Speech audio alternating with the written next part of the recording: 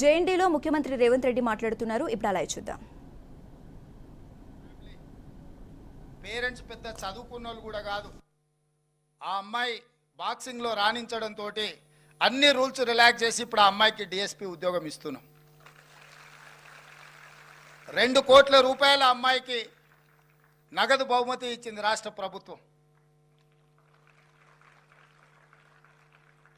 మనమెందుకు నిఖిత్ జరీన్లము, మనమెందుకు సిరాజులం కాలేము? మీరెందుకు రేవంత్ రెడ్డిలు కాకూడదు?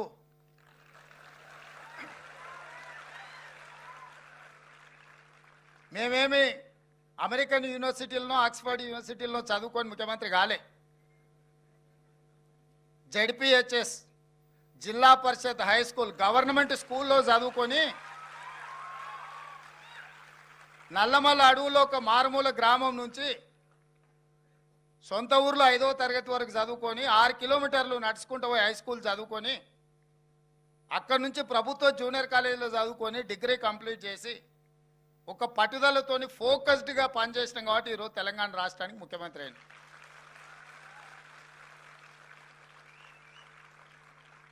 నా వరకు నా లైఫ్లో నాకు ఏం రిగ్రెట్స్ లేవు.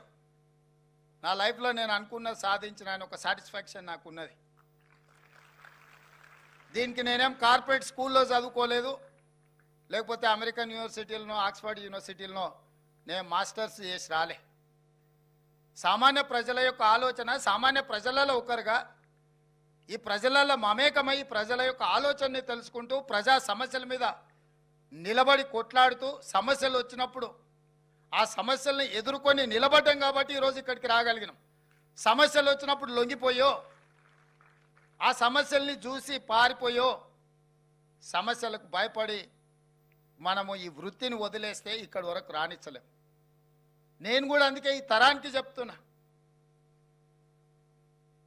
ప్రజాప్రతినిధి అనేది అత్యంత పవిత్రమైన బాధ్యత. సరే, సమాజంలో రకరకాల పరిస్థితులు ఆ వృత్తికి రావాల్సినంత గౌరవము, ఇవ్వాల్సినంత విలువ లేదనుకో, దాన్ని రివైవ్ చేయాల్సిన బాధ్యత మా అందరి మీద ఉంది. నేను చెప్పేది ఒకటే, అన్నిటికంటే ఎక్కువ గంటలు కష్టపడి పనిచేసేది రాజకీయం. 24/7 పనిచేసినా ఇంకా కొంచెం పెండింగ్ ఉంటుంది.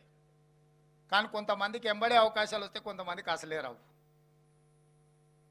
నాకైతే ఎప్పుడు ఏది కావాలన్నా అది ఆటోమేటిక్గా అది అట్లా టైంకి వచ్చేసింది. ఇక్కడ ఉన్న శ్రీనివాస్ రెడ్డి గారు మా జిల్లా ఎస్పీగా ఉండే. వారు జిల్లా ఎస్పీగా ఉన్నప్పుడు నేను జిల్లా పరిషత్ మెంబర్, జడ్పీటీసీని. ఆ రోజు వారికి కూడా తెలియకపోయి ఉండొచ్చు, నేను జడ్పీటీసీ నుంచి నెక్స్ట్ ఎదుగానో వారికి కూడా తెలియకపోయి ఉండొచ్చు కదా. మా పోలీస్ స్టేషన్ వారు 60 కిలోమీటర్ల అవతలికి షిఫ్ట్ చేసింది. నేను ఏదో జడ్పీటీసీగా ఉండేనో మిడ్చల్ మండలంలో ఉండే పోలీస్ స్టేషను వేరే కారణం చేత 60 కిలోమీటర్ల దూరానికి మారుస్తే 3 బస్సులు మారి నేను ఆ పోలీస్ స్టేషన్కి చేరాలి. ఎవరైనా ఫిర్యాదు చేయాలంటే ఉదయం ఊరిలో బయలుదేరితే చీకటి వరకు స్టేషన్కి చేరుకుంటాం. ఆడ ఫిర్యాదు ఇచ్చి వెనకకు రావాలంటే రాత్రి వాళ్ళ పోలీస్ స్టేషన్లోనే పండుకోవాలి. ఒక రాత్రి పోలీస్ స్టేషన్లో ఎవడన్నా ఊరు నుంచి పోయి ఉంటే వాడిని ఎట్లా చూస్తారు ఊర్లో? ఆ సమస్యను తీసుకెళ్ళి వారికి వివరించిన, మీరు పోలీస్ స్టేషన్ తీసుకెళ్ళి బాలానగర్లో జడ్చర్ల అవతల పెట్టారు మిడ్జిల్ది. ఆ బాలానగర్ పోవాలంటే 3 బస్సులు మారాలి. ఊర్లో నుంచి బయలుదేరితే 3 బస్సులు మారి పోలీస్ స్టేషన్కి పోయేవరకు అర్ధరాత్రి అవుతుంది. అర్ధరాత్రి పోలీస్ స్టేషన్లో వస్తే మీరు పోలీస్ స్టేషన్లో మంచిగా చూసుకుని ఊరికి పోతే ఊరేమనుకుంటుంది. స్టేషన్ని మారవండి అని చెప్పి వారు ఎస్పీగా ఉన్నప్పుడు నేను ఒక రిప్రజెంటేషన్ ఇచ్చిన. వారు చేసిండ్రు ఆ పని, చేయలేదని నేను అంటలే. కానీ ఆ రోజు నేను జడ్పీటీసీనే కదా, బాధ్యత పెద్దగా నెరవేర్చాల్సిన అవసరం లేదు, ఏముందిలే అని ఊరుకుంటే ఈరోజు శ్రీనివాస్ రెడ్డి గారిని అవసరమైతే హైదరాబాద్ కమిషనర్గా పోస్టింగ్ చేసే ముఖ్యమంత్రి కుర్చీలో ఉండేవాడిని కాదు. ఒకరోజు వారి దగ్గరికి నేను కాగితం తీసుకొని వెళ్ళిన, ఈరోజు మా ప్రాంతానికి అవసరం ఉందని. ఈరోజు ఏదైనా అవసరం ఉంటే వారు నా దగ్గరకు వచ్చి ఇది సమాజానికి అవసరం ఉందని చెప్తున్నారు. It's a span of 15 years. 2006-7లో ఇది జరిగింది. 2023లో తెలంగాణ రాష్ట్రానికి నేను ముఖ్యమంత్రి అయినా. 15 సంవత్సరాలు 16 సంవత్సరాలు కష్టపడితే రాష్ట్రానికి ముఖ్యమంత్రి కాగలిగినాము. మీరందరూ ఎందుకు కాలేరని నేను అడుగుతున్నా. మీరందరూ కష్టపడండి, ఒక ఫోకస్తో పనిచేయండి. ఇక్కడున్న జితేందర్ కావచ్చు, లేకపోతే అవినాష్ కావచ్చు, సుధీర్ బాబు వాళ్ళ ఫాదర్ ఎంపీ, కానీ ఆయన ఐపీఎస్ ఆఫీసర్. ఆయన ఏం రాజకీయాలు వైపు పోలేదు, చదువుకుంటే ఐపీఎస్ అయింది. శ్రీనివాస్ రెడ్డి గారు అగ్రికల్చర్ బ్యాక్గ్రౌండ్, చదువుకొని ఐపీఎస్ హైదరాబాద్ సిటీ కమిషనర్ అయింది. ఇవన్నీ కూడా ఏంటంటే మనం మన లైఫ్లో ఫోకస్ పెట్టినప్పుడు ఇది సాధ్యమవుతుంది. అట్లనే మీరు కూడా లైఫ్లో ఫోకస్ పెట్టండి. ఎన్ఎస్ఎస్ అని ఏదో ఉన్నాం, వాలంటీర్గా అట్లా వచ్చినాం, ఇట్లా పోయినాం, ఏదో సర్టిఫికెట్ వస్తుంది, లేకపోతే ఏదో ఆ డ్రెస్ వేసుకొని ఫోటో దిగినామని కాకుండా దీన్ని కూడా నిబద్ధతతో చేయండి. డెఫినెట్గా మీ లైఫ్లో మంచి లైఫ్ మీకోసం ఎదురు చూస్తుంది. చివరిగా ఒక్క మాట, ఎలాన్ మస్క్ అయినా, బిల్ గేట్స్కైనా, బిల్ క్లింటన్కైనా, నరేంద్ర మోడీకైనా, రేవంత్ రెడ్డికైనా, ఎన్ఎస్ఎస్ స్టూడెంట్కైనా రోజుకి 24 గంటలే ఉంది. నేను ముఖ్యమంత్రి అయినా కాబట్టి నాకు 48 గంటలు పర్ డే లేదు. నరేంద్ర మోడీ గారికి కూడా 48 గంటలు లేదు. ఎలాన్ మస్క్ కూడా డ్రైవర్లెస్ కార్ కనిపెట్టిన వాళ్ళకు, ఇంజనీర్ కూడా 24 అవర్సే. ఈ 24 అవర్స్లో ఎవరికైనా 8 గంటలు పడుకోవడానికో కుటుంబానికి కేటాయించడానికి 8 గంటలు తీసేయండి. 8 గంటల్లో నాన్ ప్రొడక్టివ్ లైఫ్ ఏమంది. ఇంకా మిగిలింది ఎంత? 16 అవర్స్.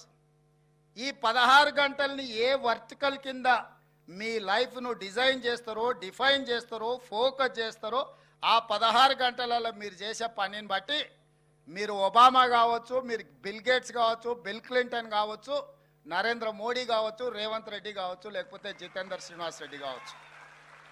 ఈ 16 గంటలలో మన లైఫ్లో మనం ఏం పని చేయాలనుకుంటున్నాం అనే దాన్ని బట్టి మనం ఏమవుతామో డిసైడ్ అవుతుంది.